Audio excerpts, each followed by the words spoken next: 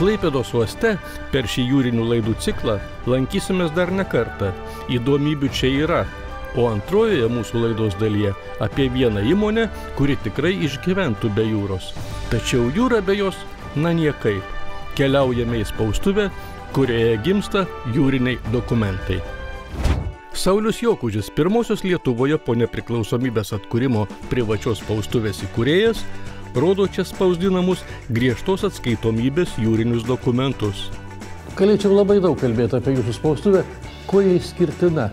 Vien todėl, kad esame arčiausiai jūros spaustuvė, tai visų pirma. Antras dalykas, kad spausdiname jūrininkams reikalingus svarbius dokumentus. Pagrindinė produkcija yra paprastas laivo žurnalas, kuris yra visai nepaprastas. Vat pasakykit, kuo jis yra nepaprastas. Tai yra laivo dienynas, kuriame, nežiūrint šio laikinių technologijų, privalu pildyti tą žurnalą. Tas žurnalas yra ranka ir kasdien keičiantis pamainai atsitikus kažkokiam tai įvykiui, arba net neatsitikus. Jame surašyta visa laivo istorija. O šalia ir naujausia pasaulyje technika, įgalinanti įgyvendinti visas 3 pagrindinės technologijas – ofsetinę, skaitmeninę spaudą, šilkografiją. Galit man tokį atspausdinti? Pabandykit gal. Galbūt niekada nebandėme. Tik tai tiek, kad mums mieliau uždirbti pinigą iš paprastų žurnalų, iš gražių reprezentuojančių įmonę žaisliukų.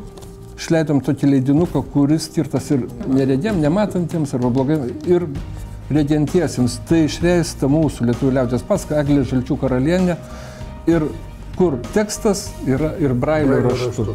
Tai ne tik tekstas yra brailio raštu, bet plus šalia to yra ir iliustracijos, kurias galima suvokti, kaip galų gale atrodo žuvis, kaip atrodo klumpė, kaip atrodo ąžuolas, kaip rūdys, kaip ratas.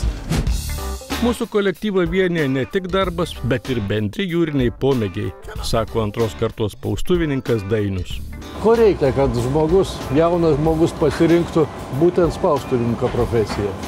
Na, mano atveju tai papuolė, kad iš tėvuko perėmiau šitą dalyką. Ar įdomu? Jeigu būtų neįdomu, tai turbūt būčiau jau senai kažkur kitur, kitoj specialybėje. Aš neklausiu, kiek uždirbi, bet pakanka? Pakanka, bet priklauso nuo pačio žmogaus, ant kiek jis susidomėjęs tom, ant kiek jis stengiasi, kiek savęs atiduoda.